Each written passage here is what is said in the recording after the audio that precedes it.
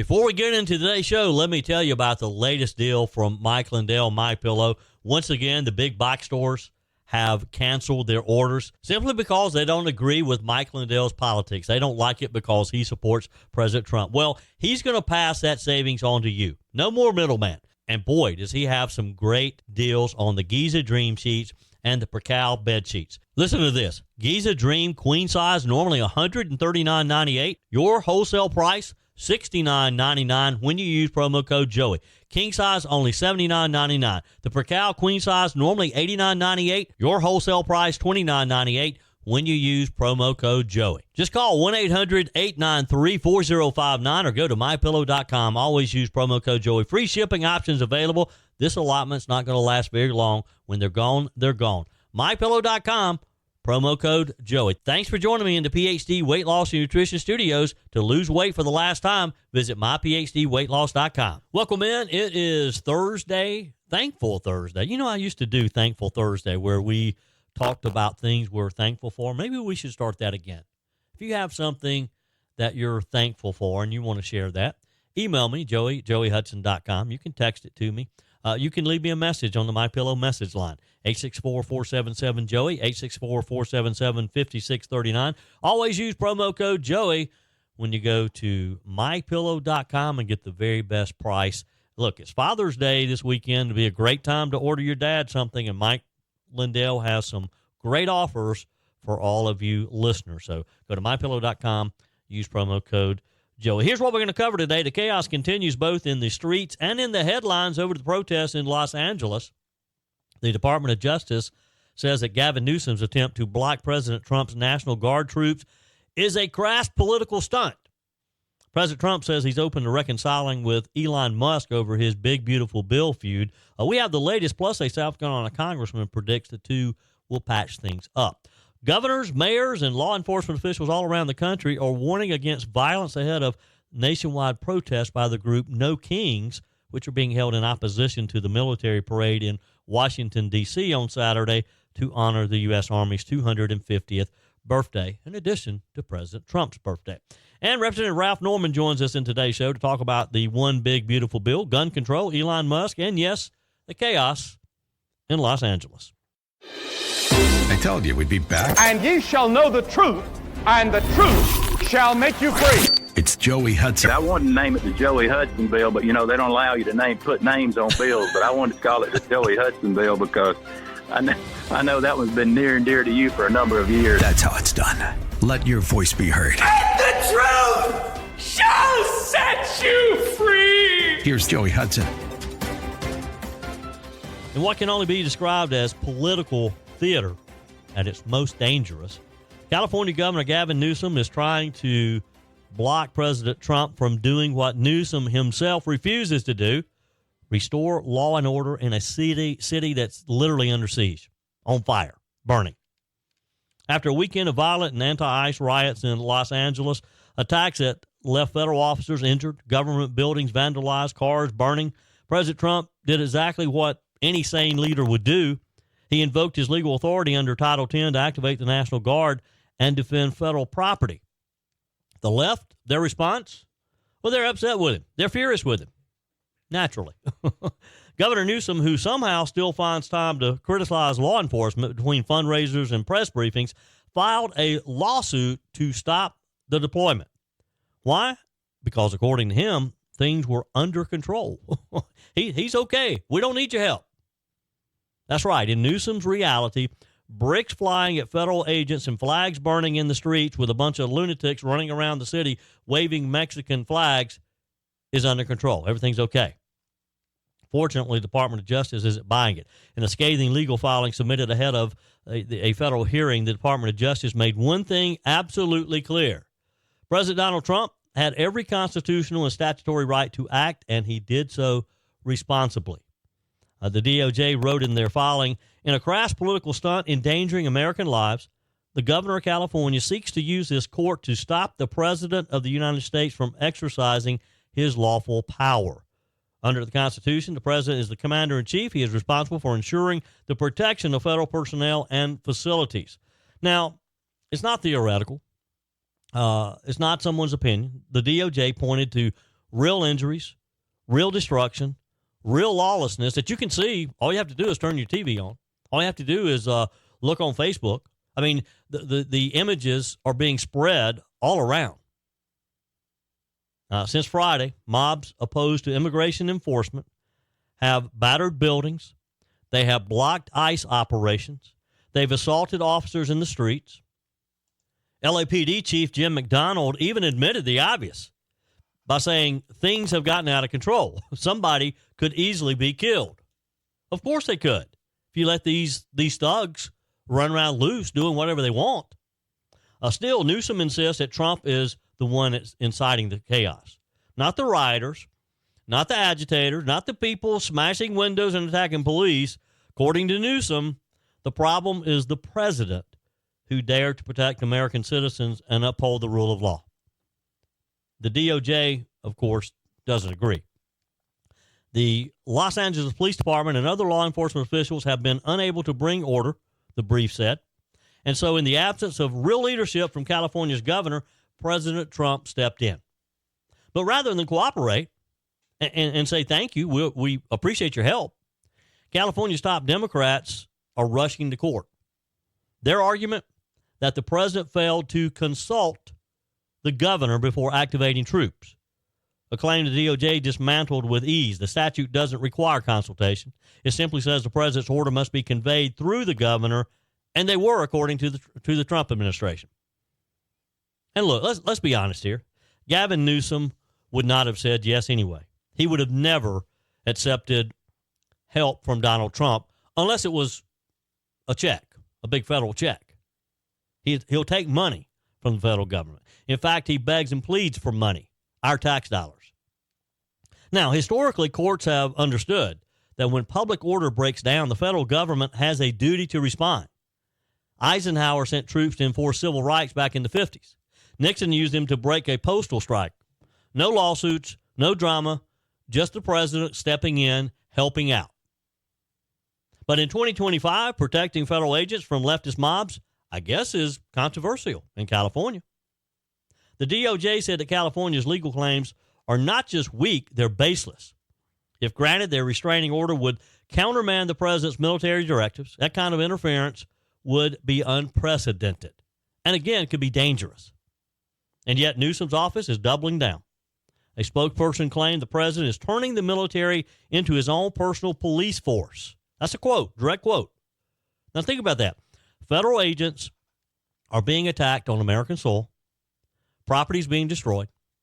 And California's response is to accuse the president of tyranny for defending them. Newsom says Trump is deploying a military dragnet across L.A. What he won't say is that it's only necessary because state and local officials refuse to enforce the law. ICE officers are being vilified not just by radicals on the street, but by the very politicians sworn to protect them.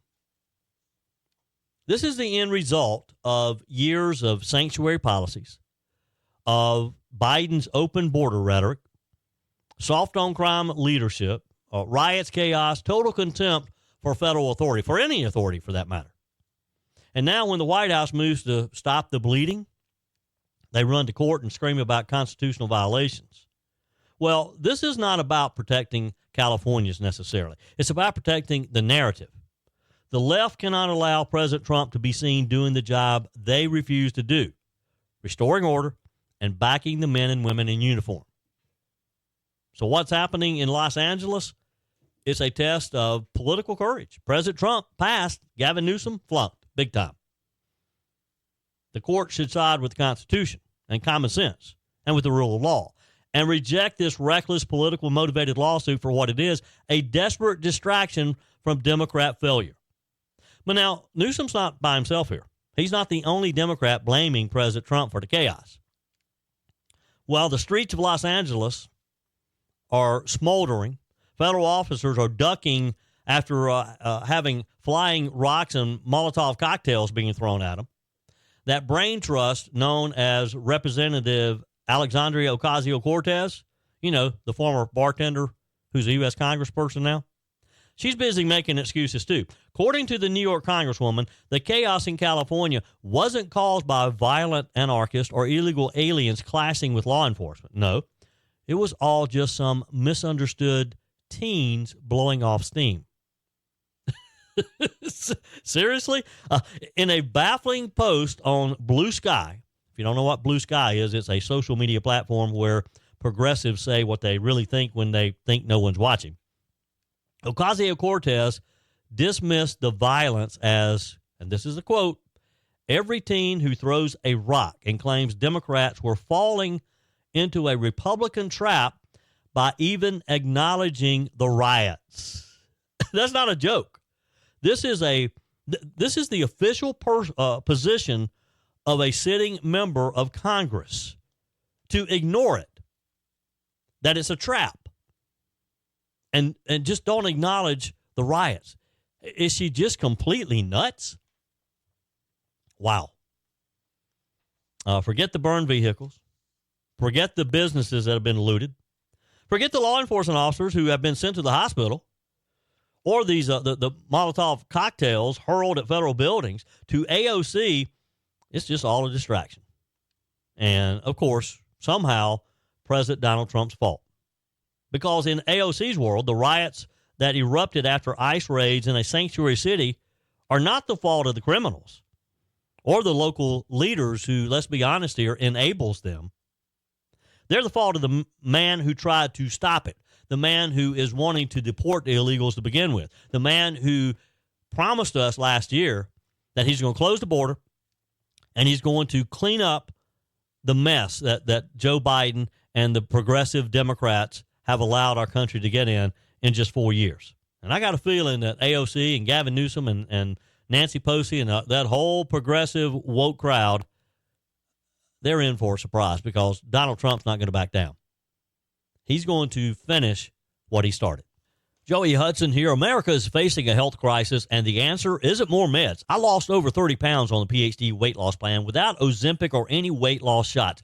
Don't settle for a lifetime of medication. GLP-1 injections like Ozempic help some people lose weight, but they come with side effects, high cost, and most gain it back when they stop. At PhD Weight Loss, we reveal Big Pharma's big secret. Your body already makes GLP-1, the appetite-fighting hormone. Our program helps your body make it naturally so you'll drop the pounds faster. With the PhD method, no side effects, no long-term risk, no rebound weight gain, just natural, lasting results, all without hunger or cravings. Right now, get a free body scan and personalized metabolic assessment. Discover your body's true potential without a shot. It's free and gives you the keys to your personalized plan. Do like I did and don't trade your health for a quick fix. Call now at 864-644-1900. That's 864-644-1900, or visit myphdweightloss.com, myphdweightloss.com. Joining me on our guest line today from South Carolina's 5th Congressional District, Representative Ralph Norman. Good morning, sir. How are you? Well, glad to be with you, Joey. It's always a pleasure, Congressman. Let's start with kind of revisiting where we were a few weeks ago, the last time we talked. You were in the middle of negotiating whether or not you would be supporting President Trump's big, beautiful bill. You had some concerns. Obviously, you eventually voted for that bill. Tell me what changed, and how do you feel about what you passed? First of all, what we did was the three of us held up in the Budget Committee the approval of the budget for really one reason. There were not enough cuts. I mean, I don't know. We've got to realize $37 trillion, not including Social Security, Medicaid, Highway Trust Fund, and all the others. We've got to deal with it. And the only way you deal with it is stop spending. We have a math problem in Washington, D.C. And so we held it up. We worked to make sure that the cuts were real, not deferred later on. And, I never thought I would have to battle for getting able-bodied Americans who choose not to work off the payroll of the federal government. Yeah. I never thought I would have to make the argument that illegals should not get a check from the federal government. So it was things like that we were able to basically get in the bill, and ultimately will get codified. We knew the tax cuts were what everybody wanted. The no tax on tips, no tax on Social Security, overtime pay, and all of that. But the nuts and bolts of what we had to do was cut spending. Yeah. We were successful on the IRA. Cuts to subsidies, $7,500 for electric cars was ludicrous. So we got that out, and so many other things, wind and solar panels. So that's what we were arguing about, and we were successful in getting it. Any predictions on what you think the Senate will do over in their chamber? The word is they will make some minor changes. We were in rules yesterday and also Monday, and took some technical changes that basically had no bearing. They did shift some money around. In reconciliation, you cannot run a deficit. You have to balance spending with cuts. And so the minor things that we did yesterday were successful, and I think it'll be successful on the House floor. Yeah. Last night, California Governor Gavin Newsom was pointing the finger at President Trump. Of course, they just have absolute chaos in Los Angeles. The governor said that President Trump chose theatrics over public safety in deploying the National Guard. What's your take on what's happening out there? Joey, we're a nation of laws. When you see cars being burned, when you see buildings being broken into, looted, when you see police officers getting fireworks thrown at them, bricks, this is an orchestrated event. And for an elected official to say what he said is just, he's taking the side of the criminals. And Gavin Newsom ought to pay a political price on that. It's going to take the people of California doing it. But, I've never heard somebody so blatant who is fanning the flames of lawlessness, and to say that it's going to spread to other cities. Why doesn't he say, we're going to protect our law enforcement, we're going to protect our business owners? He's taking the side of criminals, and it's a sad day in this country when he does that. Yeah, we've seen that this Abraco Garcia, or whatever his name is, who was sent to El Salvador, was in prison down there after he was rounded up with a number of others. He's back on U.S. soil now. The Democrats are applauding this as victory, that he's back in the United States. Of course, it appears that he's probably going to be headed back at some point. The Trump administration admitted that maybe there was a mistake made there in sending in deporting him initially, that there was part of a process there that needed to be taken care of. We saw body cam video of him in Tennessee just this week, had a car full of people. Obviously, he was in some type of human trafficking. What eventually is going to happen to him, do you think? And why would the Democrats want him back in our United States? The Democrats have lost their way. The Democrats are now the Democrats of lawlessness, and they side with the criminal. Where's the empathy for the victims? Yeah. Do we have to have more and more Lake and Rileys multiplied across this country? No. But they wonder why their approval ratings are so low. They're just wrong on not protecting Americans and protecting criminals. He's a known gang member, and what needs to happen is he needs to be out of the country, in jail, into his home country. But they continue to side with criminals and with those who are doing wrong to Americans. Where is the empathy that the Democratic Party has? They have no empathy. They are trying to figure out why they have lost their way. But the American people have got a front row seat now to what they are choosing, which is lawlessness. And if it spreads to the other cities, Donald Trump is going to deal with it because he's got the courage, and it's the right thing to do. Representative Ralph Norman is with me today. Congressman, your colleague from South Carolina, Representative James Clyburn, has introduced a bill. He's introduced this in the past. In his words, it will close the loophole that allowed Dylan Roof to purchase the gun that allowed him to kill those innocent folks in Mother Emanuel, coming up on the 10th year anniversary. The bill will give the FBI 20 days for a background check. He's tried this before, as mentioned. Does the bill go anywhere this time? No, it will not go anywhere. The left, the Democrats have always wanted to take our guns, our Second Amendment rights. Criminals don't go by the law. Criminals are going to get guns, and to put that kind of restriction on, it will not pass. The Republicans will be unified with this. Now, as always, the Democrats will probably vote in bloc, basically to take weapons away from law-abiding Americans, or make it so difficult from a time standpoint to get a gun. no, it shouldn't go anywhere. And he can put it up all he wants, but I think it'll fail again, as it should. Yeah. One final question for you, Representative Norman, before I let you go today. You mentioned earlier the EV tax credits in the big, beautiful bill. What is going on between Elon Musk and President Trump? You know, Elon Musk, and I've told all the media outlets that I've interviewed with, is a great American. He's a phenom. What he's done for this country is no one else could do. He's right on the spending. Was it enough? I would love to see 5 to 10 trillion out, but they'll get back together. He's a true American. He's a true patriot. And he can say what he wants. I think he's frustrated with the slowness of the wheels of government. So am I, and so am others. But he's done such a great thing. And Donald Trump and he I think, will get back together at some point. Congressman, it's always a pleasure. Appreciate your time. My pleasure. Thank you. President Donald Trump appeared in a brand new podcast yesterday, and he said in the interview that he is open to reconciling with Elon Musk over their falling out due to Trump's One Big Beautiful Bill. The interview was with Miranda Devine. It's her new podcast called Pod Force One. And the president said that he was disappointed in Musk, but said things like this happened, and that he's open to mending fences. Here's an excerpt.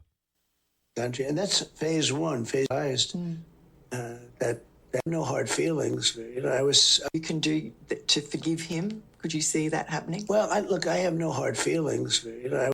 And what happened with Elon? Is there anything that you can do to forgive him? Could you see that happening? Well, I have no hard feelings. You know, I was really surprised that happened. He went after a bill that's phenomenal. It's the best thing we've ever signed in this country, and that's phase one. Phase two, phase three. All of a sudden, it all comes together. It's coming together so well. And when he did that, I was not a happy camper. So it's too bad. You said he had problems. What kind of problems? I mean, is it the drugs? I don't know what his problem is, really. I don't know. I haven't thought too much about him in the last little while, but the bill is so good. When he went after the bill, this bill is going to turn around this country so fast your head will spin. It's good for everyone. It's also a tax cut. It's a massive tax cut. It's an extension of debt, which we need. We have to get that.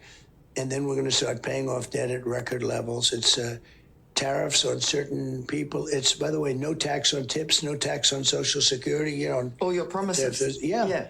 And, I mean, it's no tax on overtime. If a worker works overtime, there's no tax. That's going to be a great stimulant for the country. No, I think your bill is great. And he just didn't I think get that. He feels very badly that he said that, actually. And maybe it was something else. I mean, he had the fight with Scott Besson outside your office. Yeah, well, they had not a fist fight, people, but I guess they had a little bit of a shouting match. But that's Did you hear it? That's typical. I heard it a little bit.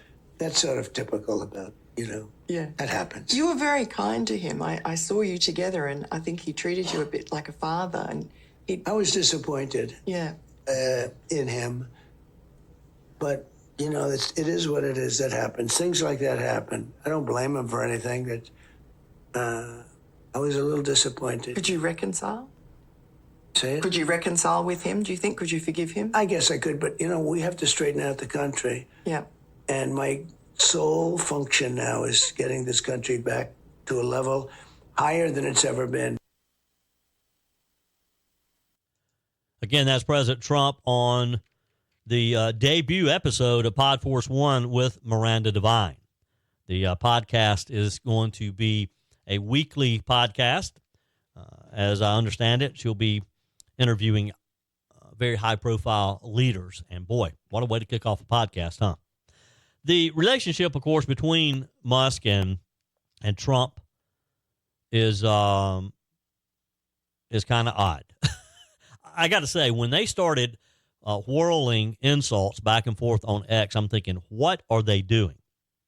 According to some of the posts and what we've been able to read, the relationship between the two began souring after Mr. Musk called out Trump's bill in a June 3rd post on X, saying, "I'm sorry, but I just can't stand it anymore. This massive, outrageous, pork-filled congressional spending bill is a disgusting abomination." Shame on those who voted for it. You know you did wrong. You know it. Now, the two then traded fierce social media barbs. I mean, honestly, it was kind of like some teenage boys in a feud over a girl. With Musk even saying Trump was in the so-called Jeffrey Epstein files. The bill, of course, had been projected by the Congressional Budget Office to add trillions to the country's rising $36.2 trillion national debt. Trump's spending bill meant to extend his 2017 Tax Cuts and Jobs Act, as well as provide new funding for the border and defense, passed the House on May 22nd. It's currently in the Senate. We've been watching it closely. You heard the president talk about it some just a moment ago with when he was being interviewed by Ms. Devine. So Musk has appeared, though, to soften his tone in recent days, saying in an X post just yesterday, "I regret some of my posts about President Donald Trump last week. They went too far." Yes, sir, I think they did go too far. President Trump told Ms. Devine, you heard him saying, "I haven't thought too much about him in the last little while," because he's kind of busy, you know. Later yesterday, President Trump told the New York Post that it was very nice that Musk had issued what is considered a apology, I guess. Now, as you heard a little earlier in the show, South Carolina Representative Ralph Norman believes that President Trump and Mr. Musk will, quote, get back together. You know, Elon Musk, and I've told all the media outlets that I've interviewed with, is a great American. He's a phenom. What he's done for this country is no one else could do. He's right on the spending. Was it enough? I would love to see 5 to 10 trillion out, but they'll get back together. He's a true American. He's a true patriot. He can say what he wants. I think he's frustrated with the slowness of the wheels of government. So am I, and so am others. But he's done such a great thing. And Donald Trump and he, I think, will get back together at some point. There you have it. Representative Ralph Norman telling us he thinks that they're going to patch it up. They'll be good. And look, I hope they do. They accomplished way too much together in the first 100 days or so. Well, 130 days. That was Musk's tenure. And they both have so much to offer working together. So I hope they do patch it up. Republican governors in South Carolina, Texas, Utah are warning against violence ahead of nationwide protests by the group of known as No Kings, which are being held in opposition to the military parade in Washington, D.C. on Saturday to honor the U.S. Army's 250th birthday. Now, it's also going to be President Trump's 79th birthday, as well as Flag Day. The warnings come as daily riots, of course, in Los Angeles have erupted since last Friday, following the Immigration Customs Enforcement operations to arrest illegal aliens, many with criminal records. And this group is planning these protests all around the country. South Carolina Governor Henry McMaster said that that he would put his state on an elevated sense of alert if it's necessary. His comments came hours after Republican Attorney General of South Carolina Alan Wilson said his office is aware of potential coordinated protests and acts of civil disobedience planned for Saturday, adding that protesters who attack law enforcement, destroy property, or endanger lives will be prosecuted to the fullest extent of the law. In other words, don't take your protest on the streets of Columbia, South Carolina, or Greenville, South Carolina, or Spartanburg, or Charleston, and think you're going to get away with what they are doing in Los Angeles. Not going to happen here. McMaster said, if people want to protest and want to voice their opinion, that's fine. But when you start destroying property, scaring people, hurting people, that's when law enforcement swings into action. I would urge people who want to cause trouble in our state to think twice, because this is not the place to cause trouble. You will be held accountable. Texas Governor Greg Abbott also announced he will deploy the Texas National Guard across the state to quell any possible violence. Utah Governor Spencer Cox told protesters, just a word of warning to anybody who is thinking about any type of violence or chaos or property damage or vandalism. It will not happen here, and you will be held accountable. We are going to be overprepared. No Kings says Saturday is a nationwide day of defiance, during which Americans can stand up to, quote, reject authoritarianism and reclaim patriotism in the name of democracy. The flag doesn't belong to President Trump. It belongs to us, the group said on its website. Matt McCool, special agent in charge of the Secret Service, reportedly said that law enforcement agencies are preparing for hundreds of thousands of people to attend Saturday's military parade.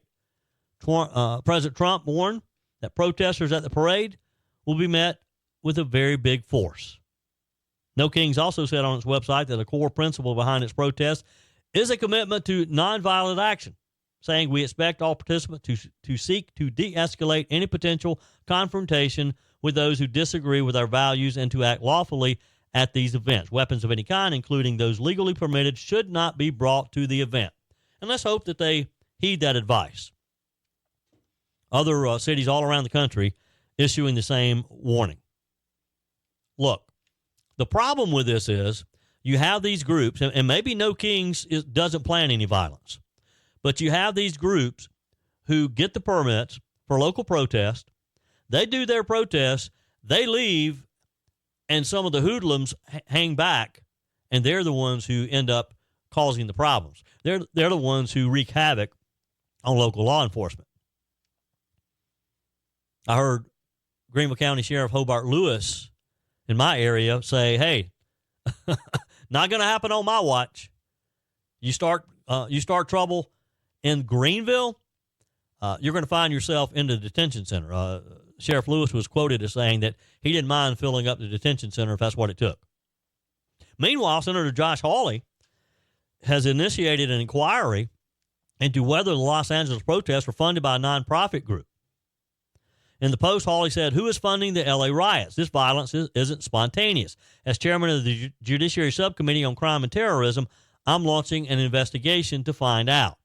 Hawley wrote to Angelica Salas, Executive Director of Coalition for Humane Immigration Rights of Los Angeles, requesting information on the organization's alleged role in funding the violence. Look, revoke their nonprofit status. Make them pay taxes on all the money that they raise. That'll quiet them down. That'll shut them up. Your comments are welcome on the Furman Ford text line, 864-477-JOEY. That's 864-477-5639. Emails always welcome, joey@joeyhudson.com. Speaking of the Furman Ford text line, it's never been more important to support locally run businesses owned by people who actually live here in the upstate. Let me take a minute to talk with you about our friends at Furman Ford. If you're looking for a new vehicle, maybe a great pre-owned vehicle, one you can trust, or maybe you're looking to order that special vehicle. Either way, if you want a new one, a brand new one, or a pre-owned that you can trust, the folks at Furman Ford, they're there to help you. Their name is on the sign because their name is on the line, because every single transaction is important to them. Jim Furman, Matthew Furman. They do business the right way. When you stop by, when you give them a call, or maybe when you just send them a quick email, you're always going to have access to a member of the Furman Ford family. And by the way, they also offer great service, and you're not going to have to wait weeks and weeks to get it done. And you do not have had to purchase your vehicle at Furman Ford. Doesn't even have to be a Ford. They service all makes and models. Visit my friends at Furman Ford online at furmanford.com, furmanford.com. A man who is set to be executed tomorrow in South Carolina is asking for a delay. We have that story in just a minute. First, the town of Central South Carolina, home of Senator Lindsey Graham, is facing legal action alleging repeated violations of South Carolina's Freedom of Information Act and agreeing on contracts outside of scheduled public meetings. In the lawsuit filed June 6, town resident Jack Queener claims that the town held multiple closed-door meetings without legally required justification. They authorized a contract for a planning consultant, he says, and discussed a tax increment finance program in private, a topic the public had a right to hear about ahead of the program's approval back in February. The suit names the Pickens County town, its administrator, Philip Misho, the council, and two specific elected officials by name, Mayor Andrew Beckner and Councilwoman Paige Bowers. As of June 10th, the defendants haven't answered the suit, according to online records. Defendants held illegal executive sessions, according to the suit, that did not follow proper procedure for holding executive sessions, entered into an unauthorized contract, failed to publish meeting minutes, published inadequate minutes, refused to publish a summary of public comments, and on at least one occasion added an item to the agenda without proper notice or emergency circumstances, again, according to the lawsuit. Central Town Council went into executive session on multiple occasions without sufficient reason. The suit claims that citing terms like legal matter and contractual matters. Those descriptions are too vague under FOIA law, the suit alleges. Now, here's what happens. This is not unusual for these small towns. You get people on these small city councils. They don't have a lot of experience on these type things. Some of them don't even know Robert's Rules of Order. They don't know procedures like this. They don't realize that you can't just go into executive session because you don't want people hearing what you're saying. But they use executive session a lot. A lot of these small towns do. A lot of governing bodies do. They abuse it. A lot of HOAs use executive session. Executive session is very simple. It is a tool that, when properly used, can allow bodies like this, city councils, HOA governing boards, school boards, county councils, when they are discussing, say, HR matters, things that do require or should not be public. But you have to announce before you go into executive session a general idea of what you're doing. You can't vote in executive session. And when you come out of executive session, you have to make a statement on what you're going to do, what action you're going to take going forward. These cities and all, they don't understand that. They abuse it. They use it when they just simply don't want people to know what they're talking about. Mr. Queener also claims that the council approved a contract for an independent planning consultant after getting approval for the contract over the phone. The suit alleges the appropriation of funding via this contract is without authorization and violates FOIA requirements for a public body to commit itself to a course of action. The council frequently does not record or publish minutes of its meeting, according to the suit, which is a big no-no. The lawsuit lists multiple work sessions and special call meetings in 2024 and in early 2025 where minutes were not recorded or published. The suit says the minutes are so inadequate that a member of the public is not able to review and understand what is taking place at the meetings. Minutes of meetings had not been published online past March 10th, 2025, the suit said, though 2 additional documents from April were online as of June 9th. The lawsuit requests a judge to review the council's actions and deem them illegal, publish the content of the illegal meetings, and nullify the contract that was approved for the consultant. We'll see. If you're on city council, if you're on one of these small boards or commissions, you have to be careful because it's still the public's business. Executive session is not a way for you to hold your secret meetings. All right, so a man who is set to be executed tomorrow is wanting that to be delayed. According to the United States District Court documents, attorneys representing death row inmate Stephen Stanko said the South Carolina Department of Corrections cannot put him to death on Friday due to what they call botched executions. Here's the story.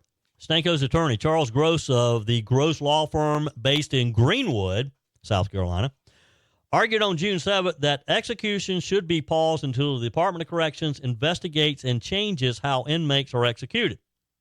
Stephen Stanko's execution, again, scheduled Friday, June 13th, tomorrow. A jury found Stanko guilty in 2005 of murdering his 43-year-old girlfriend, Laura Ling of Murrells Inlet, and 74-year-old Henry Turner of Conway. On May 30th, Stanko elected lethal injection as his method of execution. You get to do that. That's your option. As a death row inmate, you choose how you're going to be put to death. Right now, South Carolina has 3 options for you. Lethal injection, Old Sparky, the electric chair, or by firing squad, which we've had. That's a new option, and we've had 2 choose that since it was put into place. The document cited how the last 3 men put to death by lethal injection remained alive for more than 20 minutes after receiving the dose of pentobarbital. The document also mentioned Mikhail Maldi, the previous man executed by firing squad. Maldi's attorney said the firing squad assigned to carry out the execution on April the 11th missed McCall's heart. Now, this has been litigated over and over for years now. I mean, we just started having executions recently because of legal delays for years. For many years, we could not get the drugs needed for lethal injection. And that's what all the inmates were choosing, lethal injection, because they knew the state wasn't using it because they couldn't get the drugs. The legislature changed the law, and now if one is not a valid option, then you have to choose one of the other two. You can't use the excuse of not being able to get the lethal injection because of no drugs. You're forced to choose the electric chair or firing squad now if the lethal injection is not available. Gross said that having to choose between the methods limits his client Stanko's rights. In his document, he said, forcing a choice between the defendant's two unconstitutionally performed execution methods, his rights will silently be extinguished. Again, this has been litigated and litigated. He also said that this choice cannot guarantee that the elected execution method will not violate the cruel and unusual punishment clause. Yes, well, that's been litigated as well. Gross used previous executions as examples of how lethal injection and the firing squad could both be cruel and unusual punishment.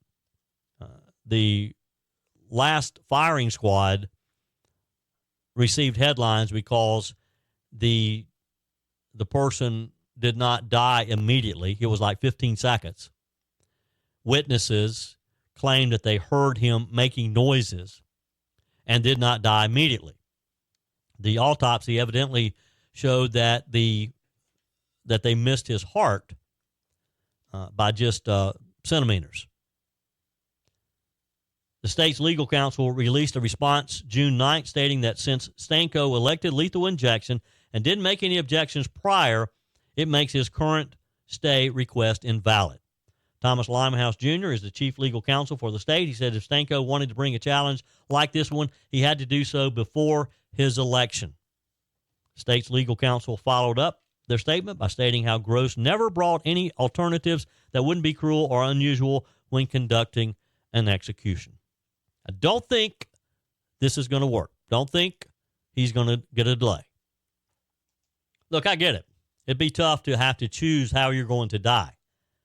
But Mr. Stanko should have thought about that before murdering his 43-year-old girlfriend and murdering 74-year-old Henry Turner that fateful evening.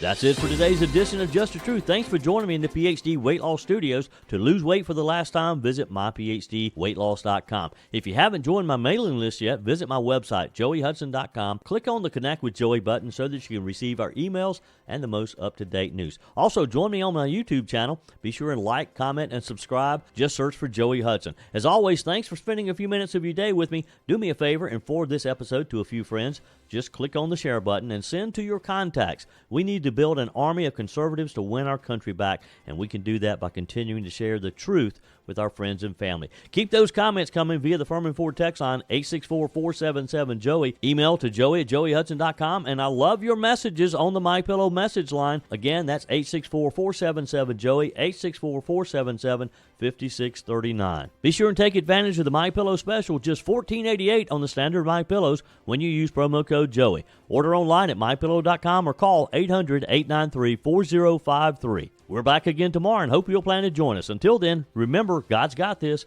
He's still in control.